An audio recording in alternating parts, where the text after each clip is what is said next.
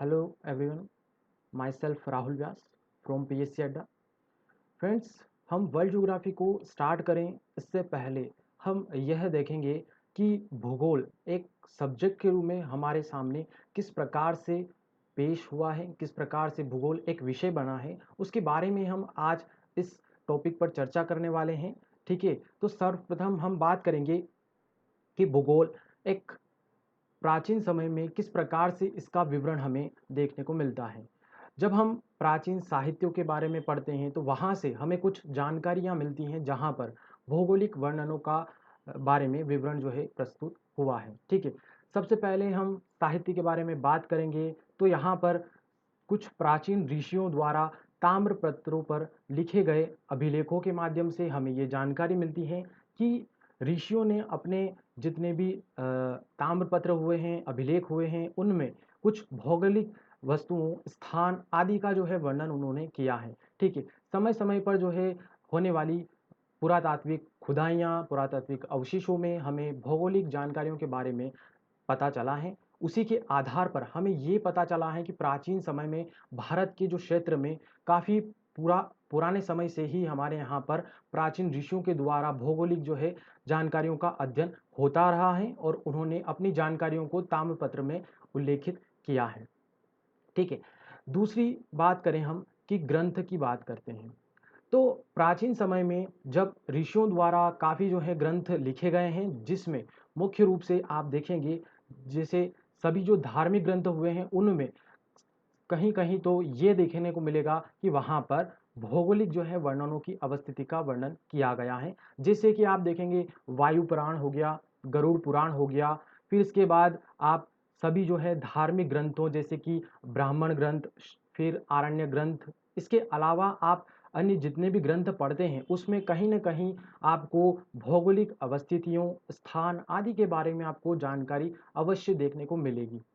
परंतु पुराने समय के जो प्राचीन साक्ष्य हुए हैं दोस्तों, वो प्रामाणिक रूप से सिद्ध नहीं हो सके हैं, इसीलिए हम वहाँ भूगोल में इनका अध्ययन नहीं करते हैं। जैसे कि हम देखेंगे कि ग्रंथ में विशेष रूप से जब हम बात करें कि वेद की, तो वेद आपको पता होगा कि हमारे भारत में प्राचीन रूप से चले आ रहे वेद ही सर्व प्रामाणिक जो है ग्रंथ हैं, जिसमें सामवेद, यजुर्वेद, ऋग्वेद, अथर्ववेद आदि के बारे में जो है हमको जानकारी होती है।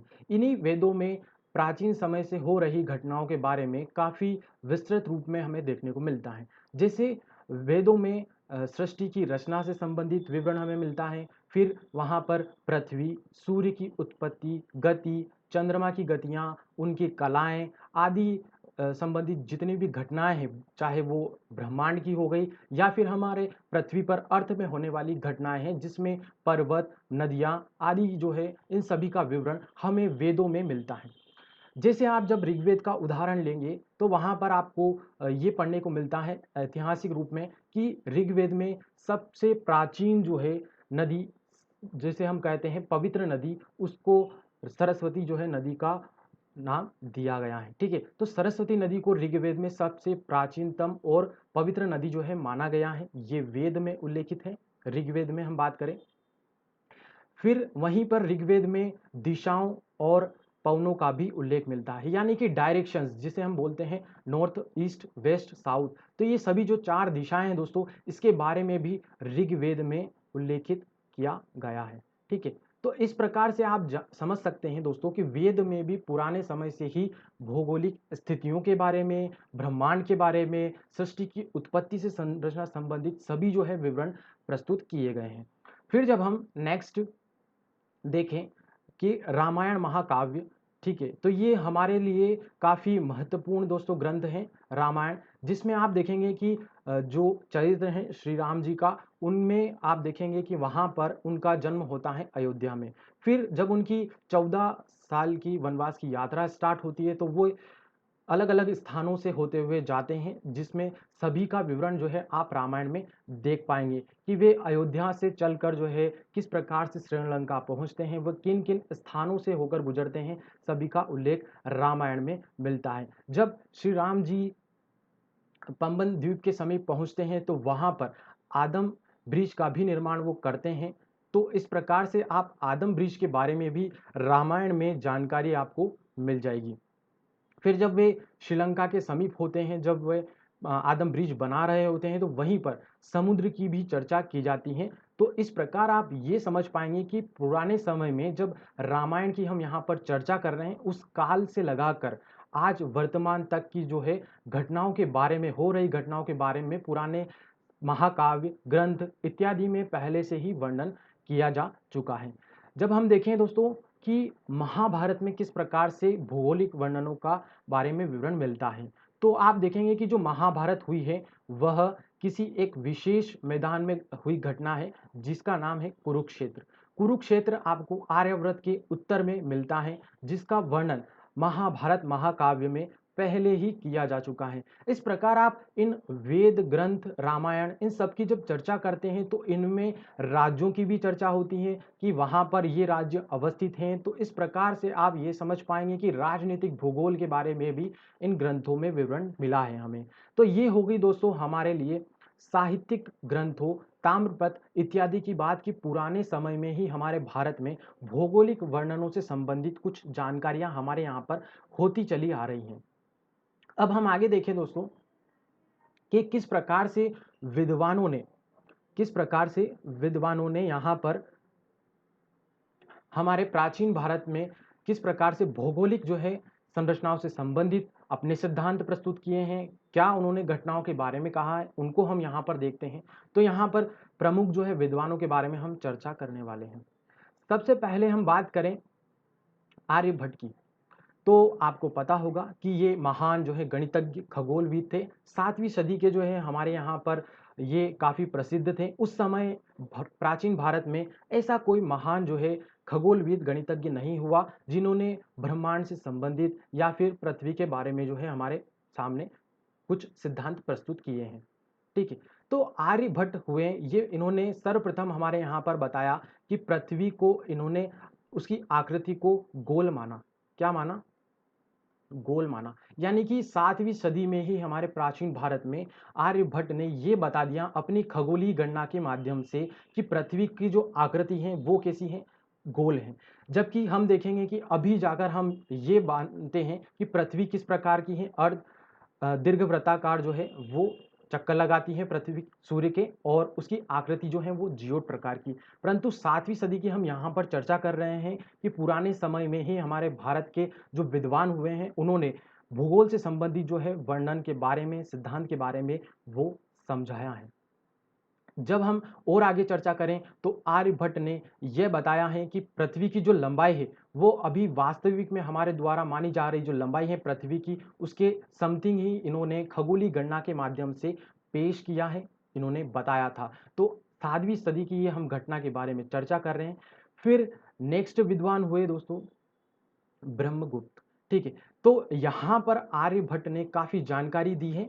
जैसे कि हम बात करें कि आर्यभट्ट ने चंद्र ग्रहण की जो घटना है उसमें भी पहले ही ये बता दिया था कि चंद्र ग्रहण की जो घटना है उसमें पृथ्वी की छाया का चंद्रमा पर पड़ने की वजह से ही चंद्र ग्रहण होता है। ठीक है, तो ये सारी जो घटनाएं हैं ये काफ़ी पुराने समय से भौगोलिक जो है विवरण के बारे में हमारे यहाँ पर प्रस्तुत होती आ रही हैं, परंतु इसमें प्रामाणिक जो है ये साक्ष्य प्रस्तुत न करने की वजह से इनको एक भूगोल के रूप में दर्ज नहीं किया जा सका। ठीक है, तो अब यहाँ पर हम देखें कि ब्रह्मगुप्त जो विद्वान हुए हैं ये भी खगोलज्ञ थे, और इन्होंने अपनी जो है खगोलीय गणना के माध्यम से ये बताया कि पृथ्वी का जो दूरी है, ठीक है, पृथ्वी का जो डायमीटर है, व्यास है, वो कितना है, तो 1581 योजन। ठीक है, योजन 7वीं सदी में चली आ रही इकाई की जो धुरी की इकाई थी उसमें 1581 योजन की जो धुरी है लंबाई इन्होंने बताया है कि जो डायमीटर है पृथ्वी का व्यास वो कितना है, 1581 योजन। जब इसे हम मील में कन्वर्ट करेंगे तो ये लगभग 7905 मील के समथिंग जो है लगभग ये होता है। तो ये अभी वास्तविक जो है पृथ्वी के व्यास लगभग 7925 जो मील है, ये अभी वास्तविक जो है डायमीटर है, व्यास है दोस्तों। तो इसके समथिंग ही दोस्तों ब्रह्मगुप्त ने 7वीं सदी में ही पृथ्वी के जो है व्यास की चर्चा जो है कर दी थी। इन्होंने पहले ही ये बता दिया था कि पृथ्वी का जो है व्यास वो इतना है। फिर हम जब नेक्स्ट बात करें कि भास्कराचार्य जो विद्वान हुए हैं, इन्होंने 7वीं सदी के समान ही यहाँ पर काफ़ी जो है भूगोल के बारे में हमें जानकारी दी है। आपने एक सिद्धांत के बारे में सुना होगा जो न्यूटन ने हमें बताया था 13वीं सदी के समथिंग, ठीक है। तो न्यूटन ने बताया था गुरुत्वाकर्षण फोर्स के बारे में, गुरुत्वाकर्षण जो है ग्रेविटेशनल फोर्स के बारे में। तो जब न्यूटन ने गुरुत्वाकर्षण सिद्धांत को बताया कि किस प्रकार से जो है पृथ्वी सारे पिंडों को अपनी ओर आकर्षित कर रही है, पृथ्वी के अंदर जो भी है, तो गुरुत्वाकर्षण जो बल है उसके बारे में न्यूटन ने हमें 13वीं सदी में बताया। जबकि भास्कराचार्य जो विद्वान हुए हैं, इन्होंने अपनी खगोली जो है गणितज्ञ विधि के माध्यम से पहले ही, जब हम कहें कि पुराने समय में ही, इन्होंने ये बता दिया कि गुरुत्वाकर्षण जो है बल जो है हमारे पृथ्वी पर कार्य कर रहा है। इन्होंने अपनी एक जो है पुस्तक सिद्धांत शिरोमणि, सिद्धांत शिरोमणि, इसमें इन्होंने गुरुत्वाकर्षण बल की व्याख्या पहले ही 7वीं सदी में ही कर दी थी। तो अब यहाँ पर आप इन सारी जो है फैक्ट से ये समझ गए होंगे दोस्तों, जानकारी के माध्यम से ये समझ गए कि किस प्रकार से प्राचीन समय में हमारे यहाँ पर साहित्य के रूप में भौगोलिक जो है स्थितियों का वर्णन किया गया है, और उसके बाद जो है काफ़ी विद्वान ऐसे हुए हैं हमारे भारत में जिन्होंने अपनी जो है विद्या का यूज़ करके, ज्ञान का यूज़ करके जो है काफ़ी जो है विवरण हमें सिद्धांत प्रस्तुत भी किए हैं, और उनका जो है आज प्रामाणिक रूप में हम देख भी पा रहे हैं, ठीक है। अब हम आगे चलेंगे। तो भूगोल एक विषय के रूप में जब हम यहाँ पर चर्चा करें तो सबसे पहले एक विद्वान का नाम आता है जिनका नाम है हिकेटियस। ये यूनानी विद्वान थे, यूनानी विद्वान हुए। यूनान का जो देश है जिसे अब हम ग्रीस के नाम से जानते हैं, ये वहाँ से बिलोंग करते हैं, और ये यूनानी विद्वान हुए हैं जो सर्वप्रथम इन्होंने भूगोल से संबंधित जो है जानकारी के बारे में हमें अच्छे से विवरण रूप में दिया है। कैसे? जब हिकेटियस ने अपनी रिसर्च के माध्यम से ये बताया कि भौगोलिक जो घटनाएं हैं उनको इन्होंने एक व्यवस्थित रूप में, क्रमबद्ध रूप में इन्होंने अपने सारे सिद्धांतों को एक संकलन में पेश किया, तब इन्हें हम भूगोल का जनक कहने लगे। हिकेटियस ने अपनी पुस्तक जेस पीरियोडिस, इस पुस्तक में इन सभी जो है घटनाओं को एक क्रमबद्ध रूप में पेश किया, और इसी वजह से हम इसे क्या कहने लगे, तो भूगोल का पिता, फादर ऑफ जियोग्राफी हम पुकारने लगे, ठीक है। तो अब यहाँ पर आप समझिए कि जब प्राचीन समय में सभी जो है घटनाओं के बारे में हमारे भारत में भूगोल के बारे में विवरण दिया गया था, परंतु आप देखेंगे कि इटली में जो पुनर्जागरण की घटना हुई थी यूरोप में, तो वहाँ पर पुनर्जागरण के फलस्वरूप काफ़ी विद्वान जो है उनकी उत्पत्ति इस प्रकार से हुई कि वे तर्क की बल पर नई नई जो है साइंस की बात करने लगे, और साइंटिफिक जब हम यहाँ पर होने लगे तो उन्होंने सभी चीज़ों को प्रामाणिक साक्ष्य के रूप में प्रस्तुत करना शुरू कर दिया। उसी के बाद जो है यूनान के विद्वान आए हिकेटियस, इन्होंने अपनी जो पुस्तक थी जेस पीरियोडिस, इसमें सारी भूगोलिक जो सिद्धांत थे उनको क्रमबद्ध रूप में पेश किया, और तभी से हम इन्हें क्या बोलने लगे, तो भूगोल का पिता, फादर ऑफ ज्योग्राफी बोलने लगे। अब यहाँ पर हम देखेंगे कि भूगोल आखिर है क्या, भूगोल वास्तव में है क्या।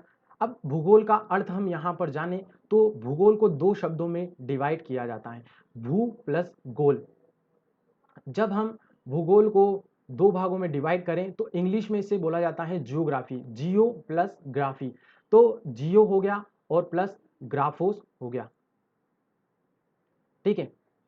तो जो जियो प्लस ग्राफोस से मिलकर बना जियोग्राफी, और इसका क्या अर्थ होता है, तो जियोग्राफी में जियो का अर्थ होता है पृथ्वी, ठीक है।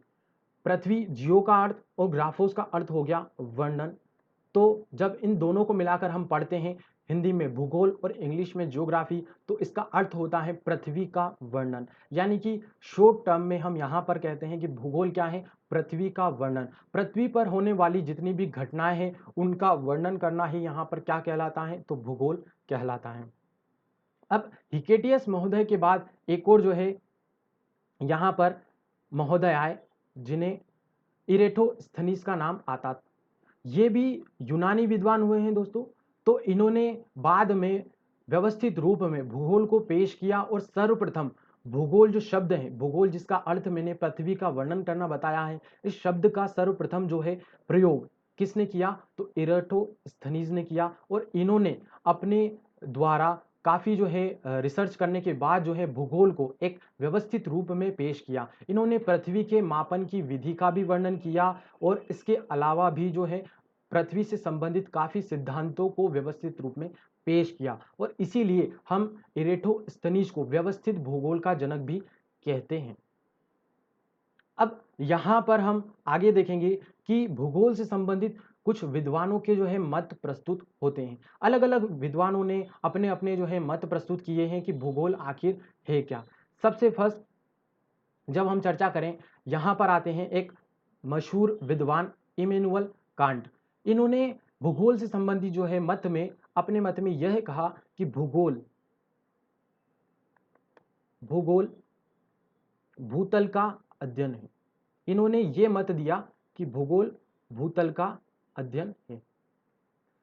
तो इस मत का आशय क्या हुआ, तो इमैनुअल कांट जी ने इससे यह बताया कि पृथ्वी पर होने वाली जो प्रादेशिक भिन्नता है, अलग अलग जो क्षेत्रीय भिन्नता है, जहां पर आप देखेंगे कि एक स्थान पर किसी भी एक पर्टिकुलर एरिया आप ले लीजिए, वहां पर आपको मिलेगा पर्वत के स्थान भी हो सकते हैं, उसी के पास आपको मैदान भी अवस्थित मिल जाएंगे, फिर पठार, फिर कहीं जो है भौगोलिक अवस्थितियां जो है उसमें काफ़ी जो है भिन्नता इसमें देखने को मिलती है। इसीलिए इमैनुअल कांट जी ने यह कहा कि जो भूगोल है वो धरातल पर होने वाली जो है प्रादेशिक भिन्नता है उसका अध्ययन है। और इसी प्रकार से इसमें जो है जटिल जो है कार्यों में संरचना अवस्थित है। यानी कि आप कहेंगे यहाँ पर कि एक स्थान विशेष पर काफ़ी जो है वेरिएशन जो दिखता है उसका जो अध्ययन होता है उसी को इन्होंने भूगोल नाम दिया है।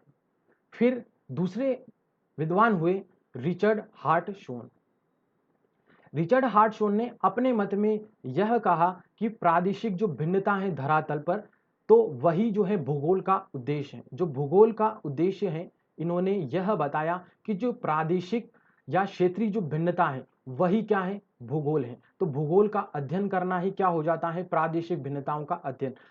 लगभग दोनों जो है मत हैं वो सिमिलर ही हैं, परंतु यहाँ पर आप यह समझिए कि आखिर इनके जो मत हैं वो क्या है। भूगोल इन्होंने अलग अलग अपने मतों के माध्यम से डिफाइन जो है इन्होंने किया है। अब यहाँ पर ये तो हो गई इनके मत की बात। हम आखिर अपने मत से भूगोल को क्या कह सकते हैं। भूगोल भूगोल भौतिक तथा मानवीय तथ्यों, भौगोलिक जो भूगोल है वो भौतिक तथा मानवीय तथ्यों के संदर्भ में किया जाता है। तो हम यहाँ पर यह कह सकते हैं कि भूगोल जो है ये भौतिक तथा मानवीय जो है तथ्यों का इसमें अध्ययन किया जाता है, तो इसी को हम क्या कहते हैं, भूगोल कहते हैं। ठीक है, अब यहाँ पर आप समझिए कि किसी भी विशेष स्थान पर भौतिक रूप से, जब फिजिकल रूप से आप पर्वत पठार मैदान आदि का जो अध्ययन किया जाता है, और वहीं पर आप देखेंगे कि मानवीय स्थिति के बारे में भी हम यहाँ पर चर्चा करते हैं कि वो किसी पर्टिकुलर क्षेत्र से जब हम यहाँ पर देखते हैं कि किस प्रकार से मनुष्य की वहाँ पर निवास करने की प्रवृत्ति है, तो इन सभी जो घटनाओं का सम्मिश्रण होता है उसी को हम भूगोल रूप में परिभाषित कर सकते हैं। ठीक है, अब हम आगे देखेंगे कि भूगोल तथा अन्य विषयों से संबंध किस किस से हम यहाँ पर भूगोल विषय का संबंध रखते हैं। यहाँ पर मैंने कुछ प्रमुख जो है विषय को लिया है जिससे भूगोल की अनेक शाखाओं के बारे में यहाँ पर विवरण मिलता है।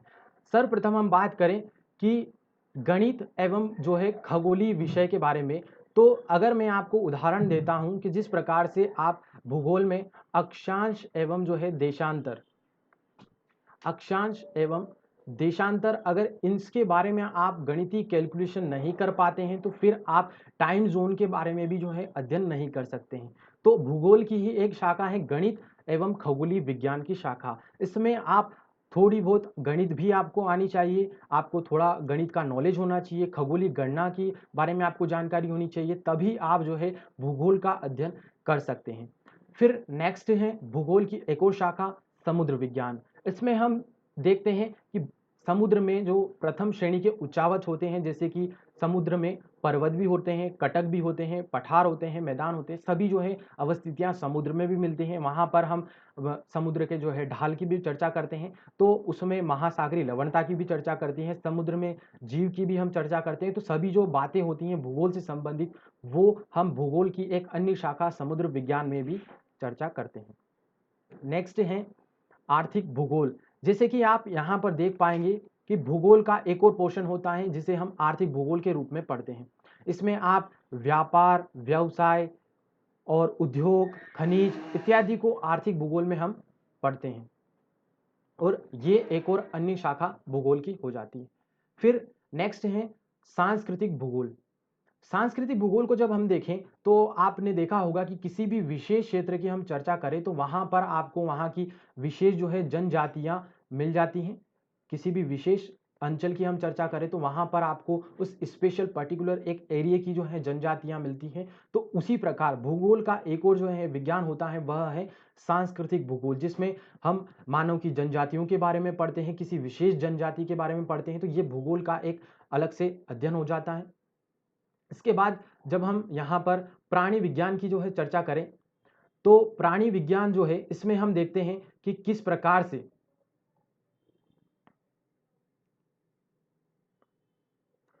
प्राणी विज्ञान के जब हम यहाँ पर देखें दोस्तों, तो प्राणी विज्ञान जो है भूगोल के बारे में किस प्रकार से देखते हैं। तो भूगोल की एक और शाखा है प्राणी विज्ञान, जिसमें हम जंतुओं के बारे में जानते हैं कि कौन सा एरिया जो है ज्यादातर जो है प्राणियों, जीव जंतुओं, वनस्पतियों इत्यादि के लिए विकास के लिए अच्छा माना जाता है। जैसे कि फॉर एग्जाम्पल आप जब देखते हैं कि जो अमेजन के जंगल हैं जो 0 डिग्री विषुवत रेखा के समीप पड़ते हैं, तो वहां पर ज्यादा वर्षा होती है, और उसी के अनुसार वहां पर जो है काफी जो है जानवर, जो बड़े बड़े विशाल जानवर हैं, और काफी जो है जानवरों की, प्राणियों की जो सघनता है, और उसके बाद वनस्पतियों की जो सघनता है वह भी आप उस एरिया में देख पाएंगे। तो यह भी हो जाता है भूगोल की एक अन्य शाखा के बारे में।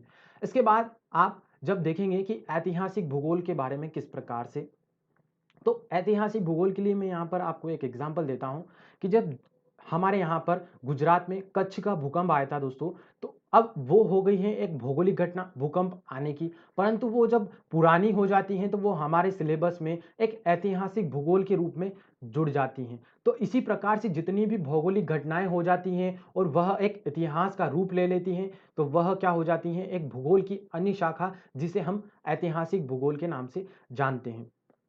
इसी प्रकार हम देखें कि भूगोल की एक और शाखा है, वह है राजनीतिक भूगोल। ठीक है, अब राजनीतिक भूगोल के बारे में कैसे, जैसे कि हम जब कभी भी प्राकृतिक रूप से भूगोल को देखते हैं, ठीक है, नेचुरल रूप से, तो वहां पर हम कभी भी पॉलिटिकल रूप से नहीं देखते हैं। वहां पर हम कभी भी बाउंड्रीज के बारे में बात नहीं करते हैं, किसी एक देश के पर्टिकुलर बाउंड्रीज के बारे में नहीं बात करते हैं।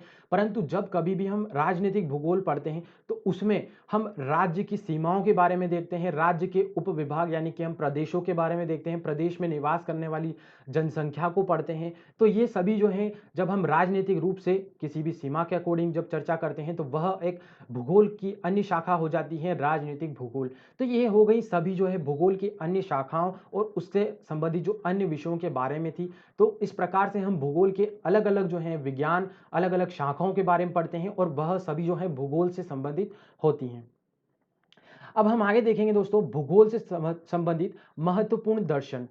सबसे पहले हैं निश्चयवाद, कि भूगोल के बारे में निश्चयवाद एक दर्शन है, और इस दर्शन के अनुसार यह माना जाता है कि जो प्राकृतिक शक्तियां हैं, जो प्रकृति की जो शक्ति है वह क्या है, मानव की शक्ति से सर्वोच्च है।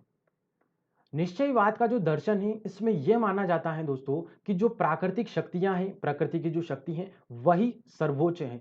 हमेशा प्रकृति ही मानव से ऊपर रही है, प्रकृति को सर्वोच्च माना जाता है, और मानव की शक्तियां जो है प्रकृति के सामने कुछ नहीं है।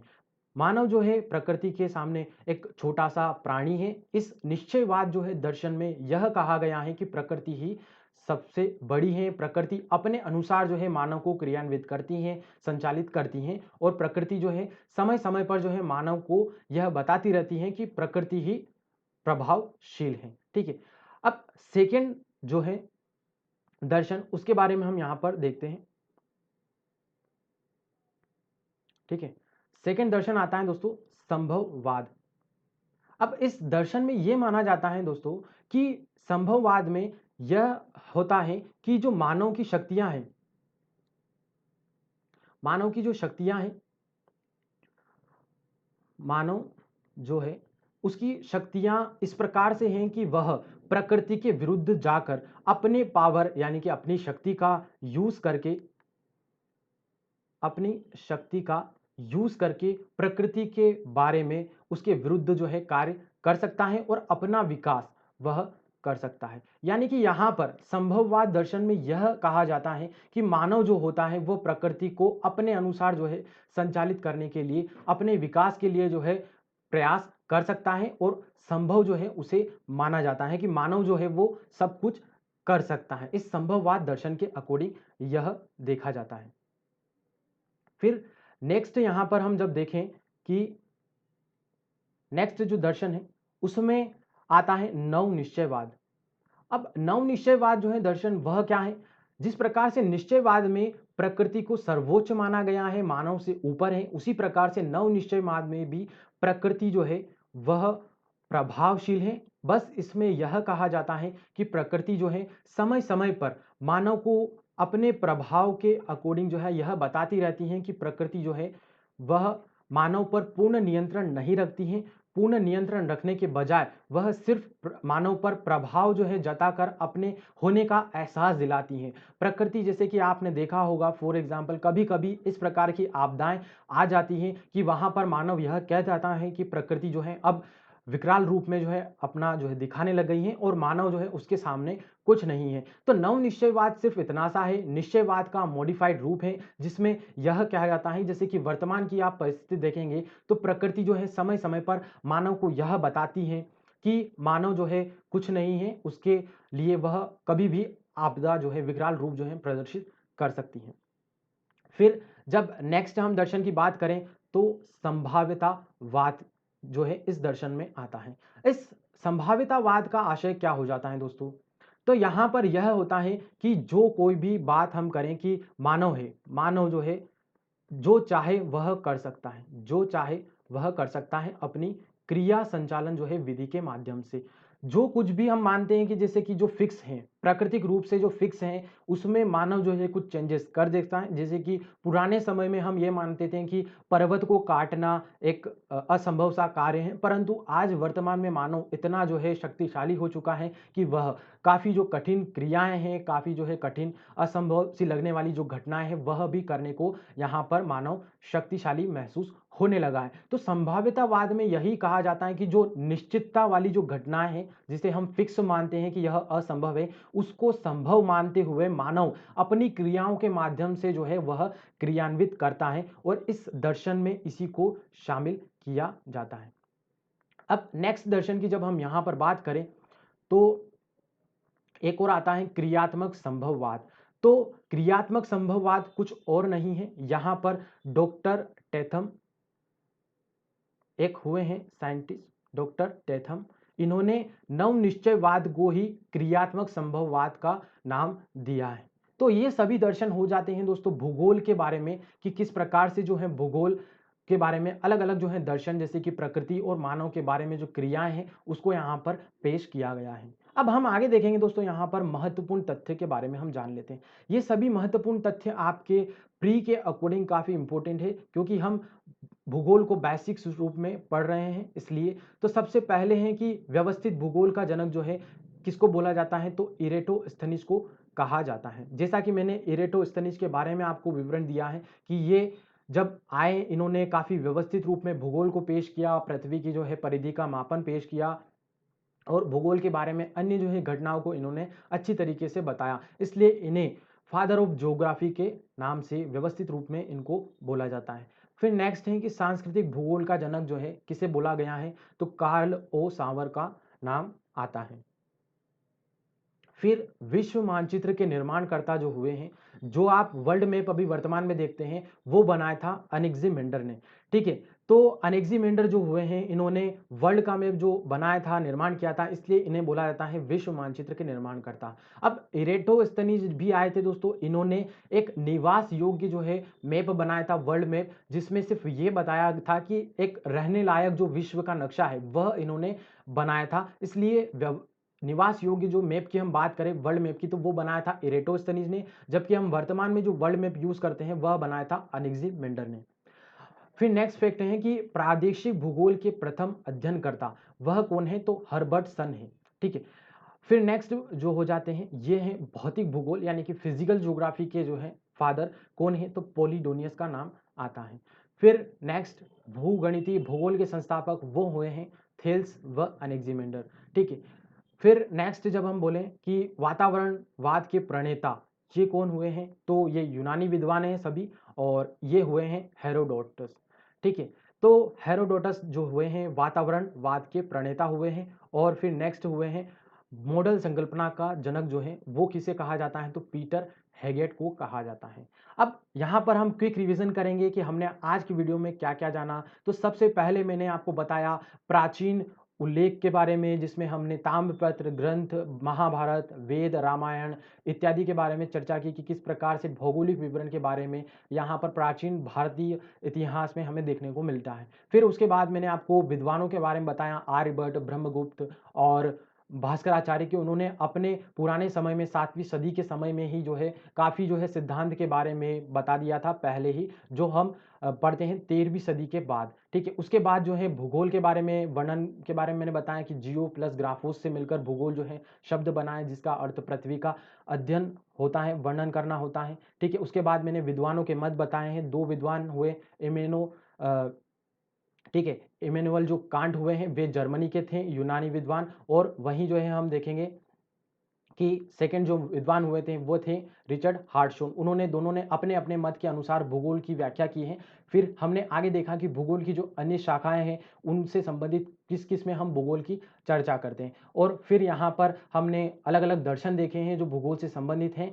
तो यहाँ पर महत्वपूर्ण फैक्ट की भी हमने चर्चा कर ली है, जो स्पेशली रूप से यहाँ पर प्री एमपीपीएससी जो प्री होता है वहाँ पर पूछे जाते हैं। ठीक है। तो यहाँ पर दोस्तों हमारा आज का वीडियो का एंड होता है। आपको हमारा वीडियो कैसा लगा है आप कमेंट करके लाइक करके जरूर बताइए दोस्तों। और आज के लिए बस इतना ही। आप सभी का धन्यवाद।